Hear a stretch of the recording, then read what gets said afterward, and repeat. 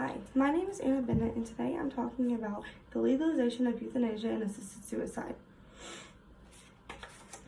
Watching family members struggle throughout my life in their last days has altered my view of assisted suicide and euthanasia.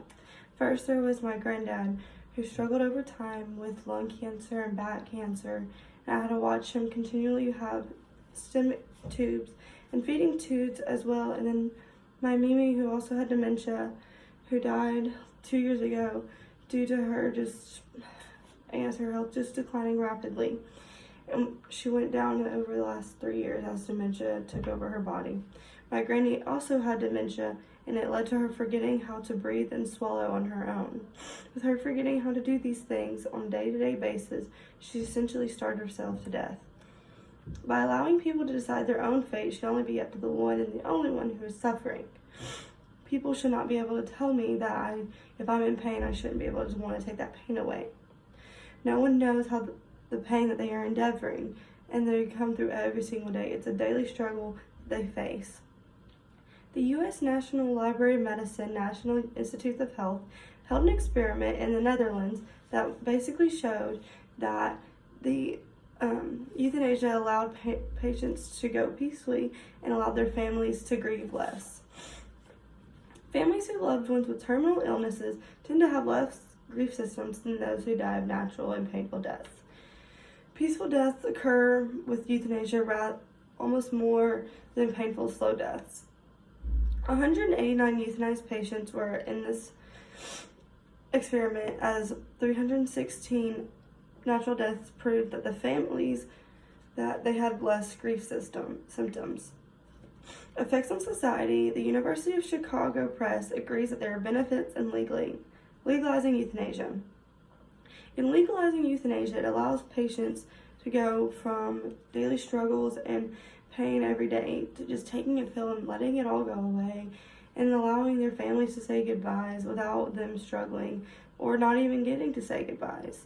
With my granddad, I barely got to say goodbye because he was all connected to tubes. My Mimi didn't even know who I was. My granny had no clue who any of us were. She was forgetting how to do daily activities. There's also effects on society occurring with legalizing euthanization. University of Chicago Press agrees that there are benefits in legalizing euthanasia. One, individual autonomy is their number one priority. The idea that one should choose their own fate. It reduces pointless and needless pain. It also provides psychological assurance. Whenever you say psychological assurance, you don't want your family members to think, oh, hey, I could have done this, or hey, we should have done this. Instead, it lets them take this pill and let them go slowly so their family cannot wonder what they should have done different. By allowing them to decide when they are ready, lets them go peacefully. It doesn't allow them to have a sudden heart stroke and die, or just starving themselves to death. No one should go through that. Euthanization is a personal choice that the government cannot regulate. They cannot tell you to take your pill or don't. They're just giving you the option to if you want to. U.S. National Library of Medicine shows that in case euthanization in their best interest. Emotionally stable, comfort, physical peace, and some things that caregivers strive to achieve. Since terminally ill patients need caregivers on a day-to-day basis to take care of them when their family is at work, it makes the patient feel like they're putting some kind of pressure on the caregiver's back. Patients also feel like a burden to those who take care of them, whether it's family members or people they are hired. Future of working shows that the advantages outweigh the disadvantages. Advantages are most commonly outweigh the disadvantage in the legalization of euthanization. Euthanasia decreases the emotional toll on the patient and their families. Euthanization should be legalized due to the simple fact that it is easier on everyone.